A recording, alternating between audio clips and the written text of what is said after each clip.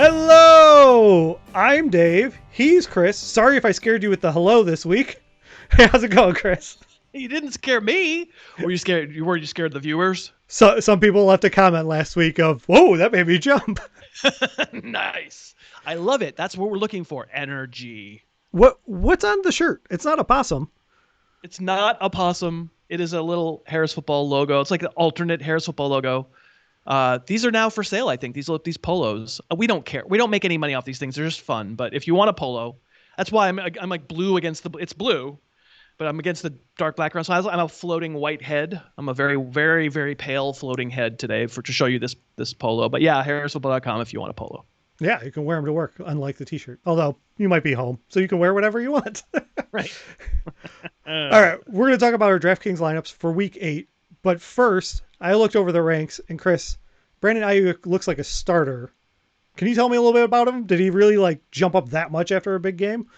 So, I mean, I think it's partly about the big game, and it's partly about Deebo Samuel not being in, right? But right. I think to some degree the excitement around Brandon Aiyuk is that he is kind of a Deebo Samuel clone, and if there's only one of them in any given week, well, let's look at a few plays. I'll show you what I mean. You are starting to hear more, especially on TV, especially after a national TV game last week, how the Niners are using both Aiyuk and Deebo Samuel like running backs and how they're punishers in the open field. And I think this is the kind of play that sort of characteristic, I think, gives, with no Samuel, good floor to Aiyuk against Seattle on Sunday. I'm actually showing you this one. It's Deebo and not Aiyuk, but it's the same idea. And with no Deebo this weekend, you have to think this kind of action where you're just trying to get the ball in his hands and he's just being a playmaker in space and then watch him run over guys. It should be all Aiyuk. We'll just cycle through a few plays here. These are the kinds of pass routes that they're running this kid on. I mean, Aiyuk's only a rookie. He's not running a bunch of really complicated patterns. I think most receivers can be ineffective on these kinds of routes against zone, and zone is what they're going to see. That's the cover 3 against Seattle. But you get the idea watching these pass patterns, like find a hole in the defense, make a catch. I think most players can do that, but the extra appeal with Aiyuk is because of what he can do, like Deebo with the ball in his hands. This one from Aiyuk is week 4, and it's not like we can guarantee this is going to happen in one given game. But, my comparison this summer for Aiyuk was Deebo Samuel. I think they're really close to interchangeable. Aiyuk is just really tough as a ball carrier. Here he is again, even the week before that.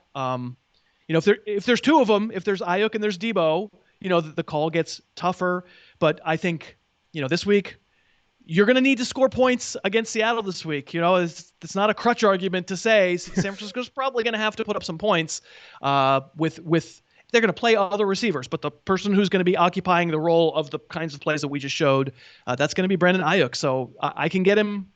You're going to hear that I can get him in lineups when we start doing DraftKings here in a second, but I for sure can get him in lineups for season long as well. Yeah, I was going to say there's a little foreshadowing doing this, but I also want they have a type there in San Francisco for their. They do have a type, and hey, man, I mean, I've said on the podcast, it's almost like sort of trying to take the West Coast offense to almost the next level, which is we already aren't throwing the ball down the field, we're already scheming and misdirecting and all that stuff, and now we're not just throwing it to Alshon Jeffrey. Now we're throwing it to a guy who will run you over in the open field. I really like it. All right. Well, we talked about foreshadowing, but before we get into that, I want to talk about what happened last week in our contest. So congrats. Yeah, maybe not about what we did, but what other people did successfully. So congrats to Crawdaddy with a whopping 260. That is ridiculous. Chris and I did not get that. No, I mean, what I'll say so I changed my lineup around a lot because I had Aaron Jones, you might recall, and it turns out he's not going to play. Dude, I said this in the podcast. I had Aaron Rodgers, I had Devontae Adams, I had DeAndre Swift, I had Jared Cook, and who was the other? I can't remember who the other one who I had was, but I had 5 guys who hit, and I didn't come close. I mean, really, we're at the point now with the number of points that are getting scored, and frankly, with the number of quarterbacks that are just going crazy, that it's, man, you have to nail the quarterback, but you have to nail a bunch of players. Yeah. I mean, I texted you during the day, which I never do about the games, excited because last week was a fluke and we had a night game to look forward to. And I knew I had 2 guys in the night game and I was like, oh, I'm so in. Oh, he's toast. So congrats to the Crawdaddy. His win puts him in 3rd place overall for this 4-week chunk. So the winner gets to do a call just like this with Chris, where maybe you make fun of his picks because you beat him. Very easy to do. How many times have I cashed so far this year, Dave? That would be 0. Out of 7 weeks, I have cashed exactly 0 times in our contest. I've played some 50-50s, and I've played some heads-up matchups, and I've won, but usually now I have cashed. That's the call to action. Anyone watching this who hasn't yet signed up for this week, you guys got to keep coming in. Let's see if we can shut Chris out for a whole season. Just give him a lie-in season. All 11. Super uncool. But actually, it is worth mentioning that, I mean, I assume at some point now you're putting up the link to our Week 8 contest, and it is worth mentioning, like, get in if your season-long team is on the skids, if everybody's hurt, but you're still watching, you're still paying attention, still watching the NFL. Play in this contest this week, but really for sure get in next week because 9 through 12 it starts again. All right, but let's focus on Week 8 and getting this done. Who do you start with? This is the week. It's the week you cash, Chris. Where'd you go on QB? So I didn't start with him, but I think you like to go quarterback first, right? Yeah, I like to work our way through linear. All right, so I didn't start with him. There are a whole lot of quarterbacks that you could pick. I felt like if I was going to pay up at quarterback, I would have paid for Aaron Rodgers, and once again teamed him with Devonta Adams. Love that matchup, but I'm going to go expensive elsewhere. So I took, again, foreshadowing. I took Jimmy Garoppolo. He's cheap. I think 5,400 might be right, but I'll say if there's a week to use someone like Jimmy G, it's when they face someone like Seattle and you have to throw, and he's cheap, and I'm going to stack him with a receiver I just talked about. I went with Burrow. He had a big week last week, but I like the matchup for it. I considered Kirk Cousins here because of the rest of my. See, that is why I only considered it. The rest of my lineup looks like I built the stack, and I just went, no, I'm going to play a different quarterback. I don't care about the stack. Well, I mean, I guess I can't condemn it if you're playing a lot of Vikings receivers, but yeah, I think I'm going to give Kirk Cousins a pause. And then fast forward 47 points later from Kirk Cousins, and everybody's got it. I don't. And then I lose again. Who else did you I consider? Burrow for sure. I would have stacked Burrow potentially with some Bengals receivers. I considered Rodgers, absolutely. And I think I also, Justin Herbert, he's coming off a huge game. I'm going to, a Charger is going to come up. I considered stacking him as well. Honestly, that just came down to not having enough money. Okay. So running backs, you went cheap? Question mark? I did not. I paid. Who were the top 2 dudes on the board? Oh, that's right. They're on my team. I took Alvin Kamara against the Bears. Not a great matchup.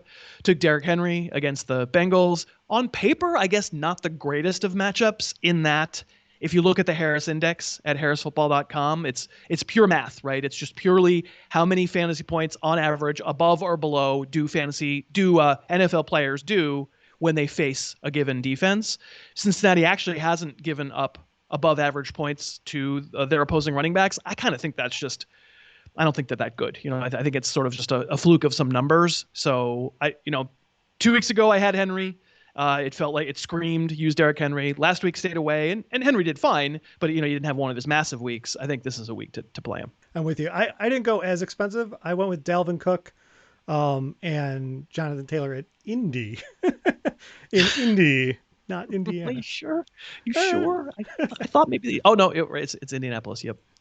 I just went for the workload there, but this is what I was talking about. Was I looked at Kirk Cousins like, man, if there's enough screen passes here to Cook, like I could really see something here. Right. But I could see Cook having a good day independent of that, and I just went ahead with that. Yeah, I mean Green Bay. I think run defense wise isn't amazing. Let me just say, I think there's a chance to really reinvent these lineups because as of our recording this, we still don't know what the fate of a lot of the injured players at running back are. So, for example, Jamal Williams, we're hearing already that Aaron Jones hasn't practiced a couple of times this week. If Aaron Jones is out, Jamal Williams is seriously under consideration. It may be worth completely redoing a lineup to get him. What's he, 6,100? Same thing with Joe Mixon. We don't know for sure about Joe Mixon. Gio Bernard at 5,900. We're hearing at this point, Philip Lindsay, I think, did return to practice, but I really love a single running back for Denver. Would love against that Charger defense. They really are struggling on their defensive line, so that would certainly a Gordon, especially if there's no Lindsay. Maybe we're leaning toward that there is.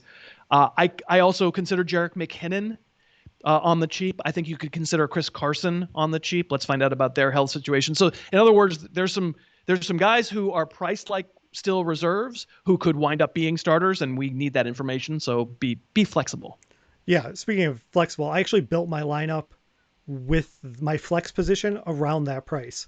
Like I wanted to make sure I had about 5,800 to plug in Geo or something, depending on what we hear when that comes up. That was something I looked ahead at on Sunday to make it a little less painful. Aren't you savvy? Aren't you smart? Well, we'll see. Last week I tweeted, Jamal Williams is a bridge too far. I'm not doing it. And someone said, really? Chris has him in the top 10. And I said, this is about the player. This isn't about anything else. This Bears fan looked at that. And I said, I can't do it. All right. So wide receiver. Yeah. I did okay. I mean, I foreshadowed the Keenan Allen pick. I think Keenan Allen might be the most owned player in DraftKings this week. I got him. Did you have? Yes. Yeah, 6,200. It seems like just the price hasn't caught up for what the production's been. I have Kenny Golladay, 6,600. Again, still feels like it hasn't really caught up. By the way, it's a pretty flat wide receiver world. It's not like there's a couple of dudes way up high, but mostly like even the pretty strong number one wide receivers are in that 6,000 range. So it's not like that's unbelievably cheap. And then Mr. Aiyuk, 5,800 with no Deebo. I'm going to play him. So I went with Thielen, going back to my Vikings. At 7,200, I played Keenan, and then I went with T. Higgins to put with Burrow. So yeah, that was the stack I was referring to. I could see that. I would love to stack him with Boyd. I actually think stacking with AJ Green's not that bad of an idea. Maybe picking two and really going for it. It's fine. Tennessee's defense doesn't freak me out as a matchup at all, and there's a chance you have to score to keep pace because sometimes those Tennessee games turn into shootouts. The worry obviously always is you pick the wrong one. I mean, last week there was no wrong answer. But in most weeks there is, and it feels like they're sort of among equals when it comes to those three Bengal receivers. Other dudes, I thought of the Devontae Adams stack. AJ Brown his price. I mean, he's been pretty much unimpeachable. I could totally see using AJ Brown. I could see a Tannehill AJ Brown stack. I don't hate it. And then I had Higgins on my list too. Well, I'll just jump to the flex because we're talking about wide receivers. I went with Deontay Johnson. I don't know if he's going to play. Right. But that's what I was talking about where the price, he's 5,500. So he's in that kind of range we were talking about for backup running backs. And that's why I built my lineup where the questionable guy is in flex and it gives you some options come Sunday as things develop. So Dave, would you say we've turned there's one player that we've turned this channel, this beautiful channel around us over to the most the past couple of weeks? Is he in a revenge game? Is that what you're going to tell me? So my flex is Le'Veon Bell. Yes. Indeed. 4,600, I think. I mean, the price is way down, and I think that might be another chalky pick. I think a lot of people are going to love the revenge angle, and I like the revenge angle too. I said it on the video that we did. Maybe Dave, you could throw up a link to the video that we did yesterday that was partly about Le'Veon Bell. I'm kind of indulging it too. Revenge games are usually Melvin Gordon against the Chargers a year later. This is a month later. This is 3 weeks later. You just cut my butt. I want to kill you. And I don't know. I don't think that means that the Chiefs are going to say, here's 80% of the workload, Le'Veon, but I think 50-50 was in play last week. I think it's very much in play this week. And if they get down to the goal line, I really think Le'Veon's the option this time. I think they would like to see Le'Veon Bell spiking the ball and having it bounce up and hit Adam Gase in the face. I hope you're right, because I'm going to then start this show next week just with a big old flag player Le'Veon Bell. Here we go. Yeah, that's not worked out great. But I mean, listen, we knew the risks when we took it. Yeah. Guess who I have at defense? It's the Jets. Sure it is. Why not? Le'Veon Bell's allowed to go off, and the Jets will get their 2 points, and I'll feel great. I took us off the rails, actually. We skipped tight end. Oh, I messed up. I jumped ahead. That's my fault. Who are you going to play in a tight end? I'm playing Harrison Bryant, the rookie tight end. I feel like he's going to be pretty chalky as well.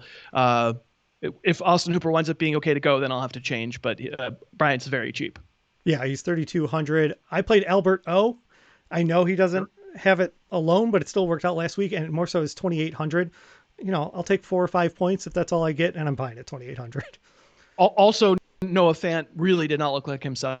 He was limping around like crazy out there, so I think there's a chance they do sit him. I don't know. And I spent an extra $100 at defense. I didn't go Jets. I changed it up and went Bengals. No, see, that's where you've gone wrong. You've gone off the rails. That's incorrect. The incorrect answer. We're having a bet right now. The Jets defense does more. No, we're not. I don't care. I was gonna say, I have $400 left over right now for that flex maneuvering I'm planning for Sunday, and I just went, I guess I could pay to get away from Kansas City, but it really doesn't feel like it's worth the money. It really doesn't. There's not a lot of value in fantasy defenses these days. Not a great business to be in. No. But let's get there. There is a good point. I mean, there's a lot of changes that are probably coming to these lineups, and as we get news, as the folks are going to play in our contest, we would suggest altering the lineups based on the news. So please play in our contest. Click the link below. Thank you for watching. Subscribe if you haven't. We're almost there. #embarrass Harris. Thanks so much for watching. Please, please, please smash that like button, write a comment, tell us who else you'd like to see us review film on, and of course, best of all, please subscribe to our channel and then click that little bell above the subscribe button and you'll be notified whenever we post a new video.